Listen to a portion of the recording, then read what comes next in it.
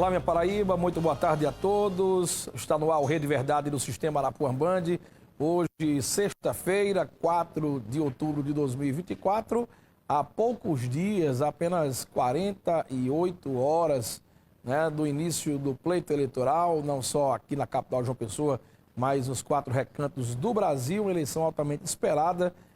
O nosso Rede Verdade e os demais programas do Sistema Arapuã irá fazer a cobertura completa desse pleito, cobertura desde as 6 horas da manhã do pleito do próximo domingo, e aí não tem hora para finalizar trazendo a informação, deixando você muito bem informado, desde os bastidores do início da abertura das sessões eleitorais, como também até o final, a apuração e os comentários dos nossos jornalistas sobre os resultados que irão aparecer após as 17 horas, hora essa que finaliza o pleito eleitoral. Estamos aqui com o José Cassimiro, ele representa no dia de hoje aqui o TRE da Paraíba, ele que é especialista na parte de informática do pleito eleitoral de 2024, como já foi de outros demais, vai trazer o boa tarde aos nossos telespectadores da Arapuã. Um abraço, José Cassimiro, satisfação tê-lo conosco aqui no Rede Verdade da Arapuã. Boa tarde a todas e a todos que estamos assistindo.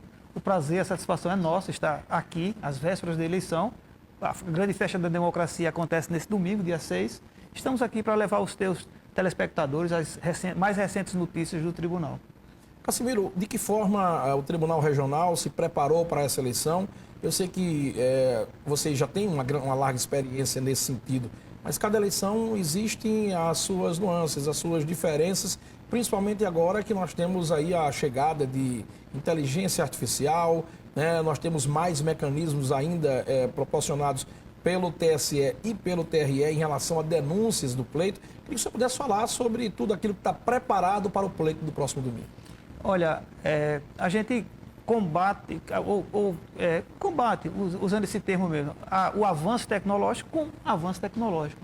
Então, se as pessoas usam o IA de uma forma negativa, a gente usa a mesma IA de uma forma positiva para que nós possamos coibir esse uso indevido ou inapropriado de inteligência artificial, de qualquer outro mecanismo de tecnologia, de segurança, ou o que for, para que a gente possa oferecer ao eleitor uma eleição tranquila, uma eleição de verdade, sem fake, que os candidatos estejam em igualdade de condição, disputando, que ninguém leve vantagem sobre outro candidato, porque tem mais acesso a esse meio ou aquele meio.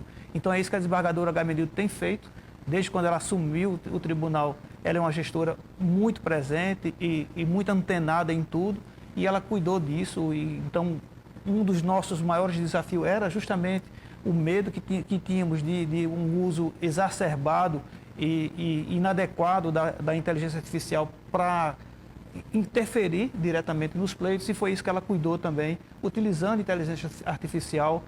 A Justiça Eleitoral como um todo, o TSE também montou um forte aparato tecnológico para a gente poder identificar e coibir condutas ilícitas ou que viesse, de uma certa forma, interferir negativamente no pleito. Cassimiro, não vem dessa eleição, vem de eleições anteriores, a criação do aplicativo Pardal. O que tem de inovação, o que terá de novidade no aplicativo Pardal dessa eleição de 24 que pode se modernizar das eleições de 2020 e 2022? Olha, eu particularmente sou muito fã do Pardal, porque foi uma forma da Justiça Eleitoral. Nós temos no Brasil hoje 155 milhões de eleitores e eleitoras aproximadamente. Então o Pardal coloca na mão de cada um desses 155 milhões de eleitores e eleitoras a possibilidade de se tornar um fiscal para coibir os ilícitos eleitorais, compra de voto, propaganda irregular. Então hoje você não sabe mais, quando você está em determinado ambiente, seja ele qual for, você não tem mais a segurança de dizer assim, não, aqui ninguém me vê, aqui ninguém me filma. Ali pode ter alguém com seu celular na mão, fazendo imagem, tirando foto, gravando os ilícitos e depois manda para a Justiça Eleitoral, para o conhecimento do Ministério Público Eleitoral, dos juízes e juízas eleitorais, para que eles possam apurar aquele fato e, se houver realmente uma conduta delituosa, que eles possam apurar e punir os culpados. Então, o Pardal propicia isso. A cada eleição ele vem se tornando mais e mais utilizado pelos eleitores, ainda não tanto quanto a gente gostaria, mas tem sido bastante utilizado. Então, só isso já dá às pessoas que estão concorrendo no pleito a insegurança de saber que não dá para fazer o que quer, ou que está seguro porque não tem alguém ali que possa filmar ou denunciar aquele ilícito. Então, isso é bastante importante porque a fiscalização é uma das coisas mais importantes numa eleição, para que todas as pessoas, todos os partícipes possam se apresentar no limite do que é permitido. Que as pessoas não tentem fazer coisas erradas, porque a Justiça Eleitoral está presente, juízas, juízes, promotores e promotoras, todos fiscalizando para oferecer aquilo que eu falei para você, o equilíbrio, que o principal é isso, é o equilíbrio para os candidatos, para que ninguém se sinta ou seja prejudicado diretamente por não ter acesso a meios que outros teriam. Então é isso que a Justiça Eleitoral busca fazer, com fiscalização, com uma atuação mais efetiva e mais eficaz, emprestando isso que é o dever da Justiça Eleitoral, esse equilíbrio aos participantes da eleição. O aplicativo Pardal, ele guarda a identidade das pessoas no momento da denúncia?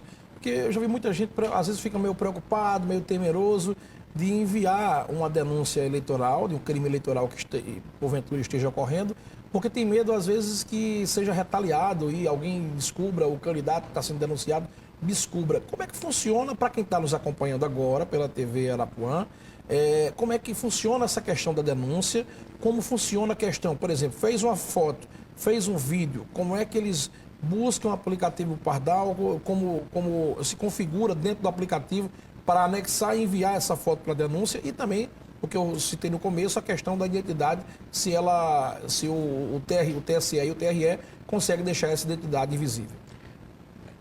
A gente não pode deixar uma denúncia vazia, a pessoa simplesmente denunciar sem dizer quem é. Por quê?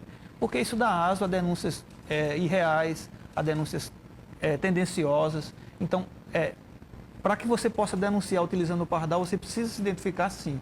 Agora, a Justiça Eleitoral resguarda o sigilo para aquele eleitor que pediu o sigilo. Mas a gente não pode permitir que as denúncias sejam feitas de uma forma sem que você diga quem é que está fazendo aquilo. Até porque, ou seja, o TRE tem conhecimento de quem denunciou, mas não passa essa informação para o transgressor. Exato. Assim, até aquilo que você denunciou, se é um ilícito eleitoral, ele muito provavelmente vai se transformar num processo. Processo autuado no PJE para apurar responsabilidades e punir culpados.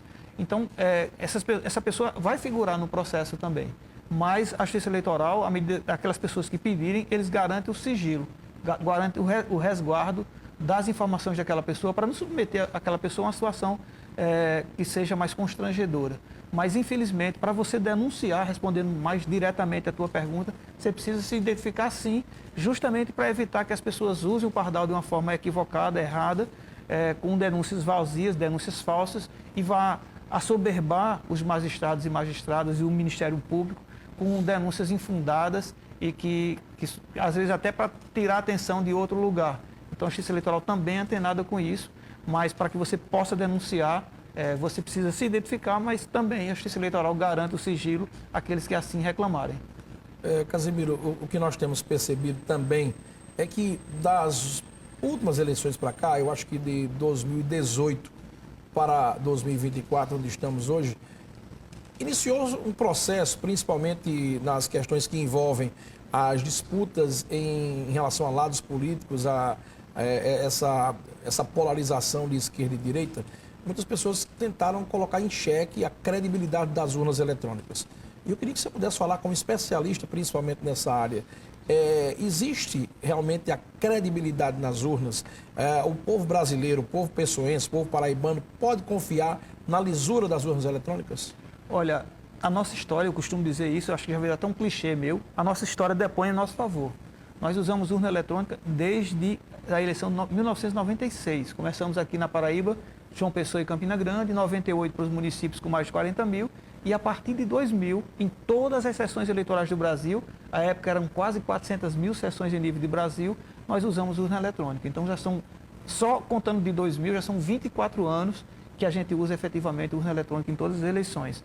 Eu dizia há pouco aqui aos meninos na rádio, ele falava que infelizmente a gente foi muito bombardeado e foi muito fiscalizado em 2022, e eu disse ao contrário, felizmente nós fomos bombardeados e fiscalizados em 2022, porque isso prova a rigidez do nosso processo, a qualidade do nosso processo. Por que você não está aqui noticiando no seu programa um monte de irregularidades na eleição do Brasil?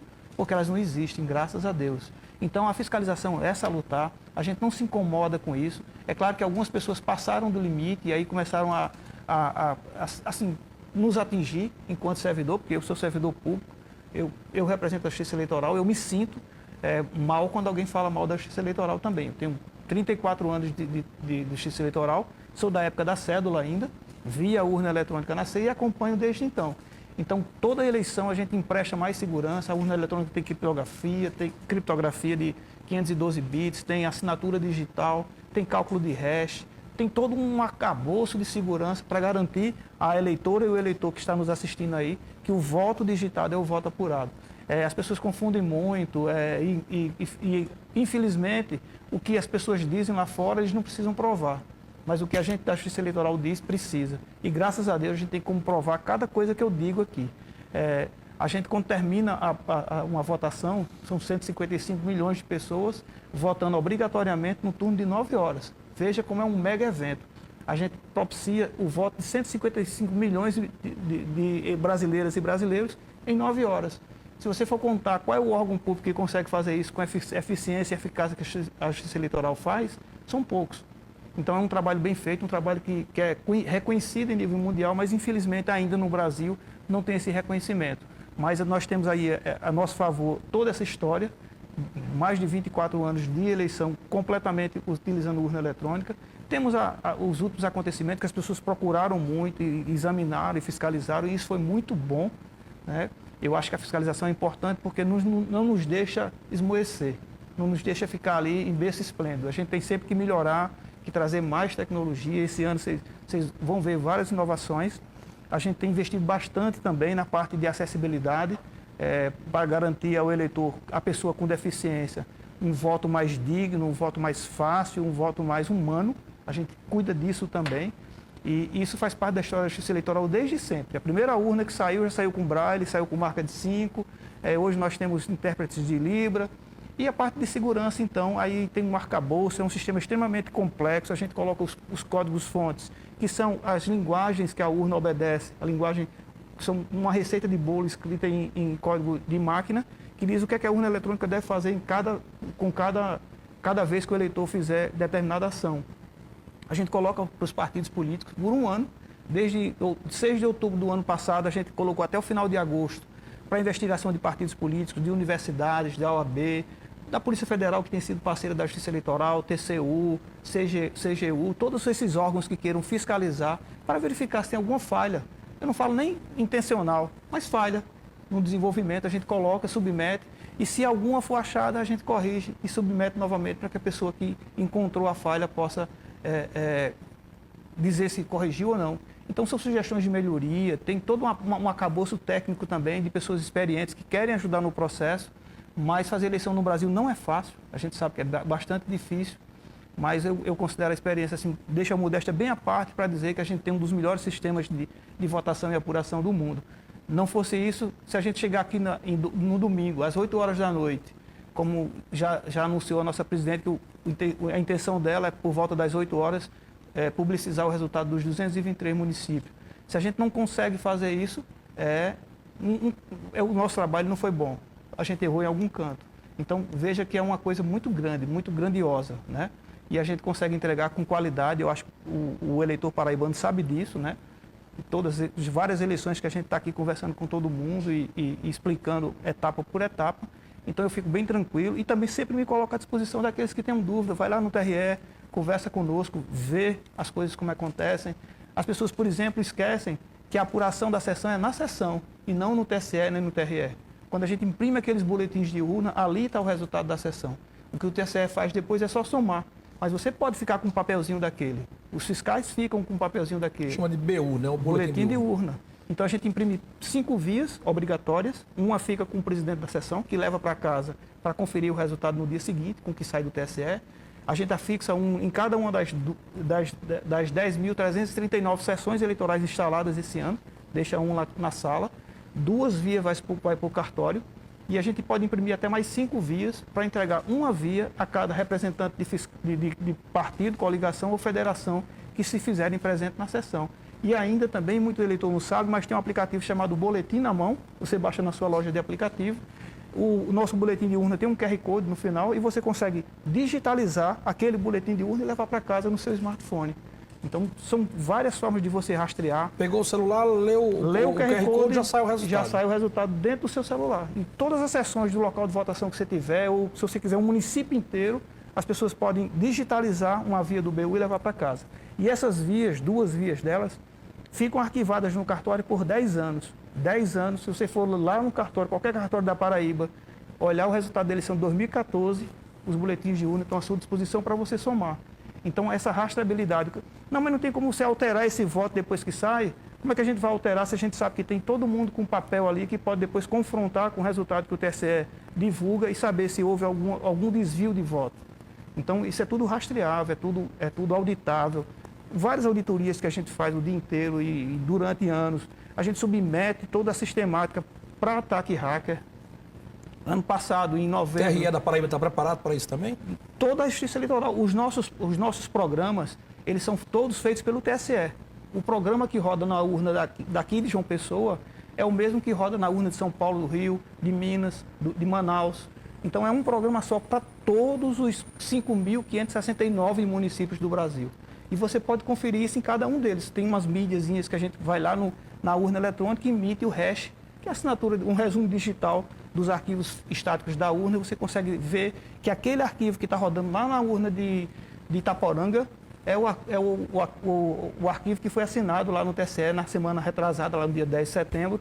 É o mesmo arquivo que foi assinado. Então, se houver qualquer tipo de alteração posterior à assinatura, a assinatura torna-se imprestável. Então, isso tudo é rastreabilidade, isso é segurança, isso é transparência também, porque é muito importante.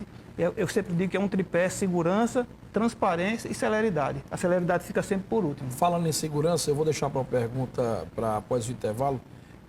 Em relação aos colégios eleitorais, né, muitos colégios eleitorais foram entregues ontem, quinta-feira, dia também que finalizou os guias eleitorais. Né? E muita gente às vezes fica desconfiada: rapaz, essa escola foi lá, as urnas vão chegar, e quem é que fica cuidando dessas urnas para ninguém? Muita gente cria muita fantasia que alguém pode chegar lá no final de semana, no sábado à noite, e já colocar os votos lá dentro. Como é que isso funciona? Você vai responder após o intervalo, quando a gente voltar aqui no nosso Rede Verdade. Voltamos já já.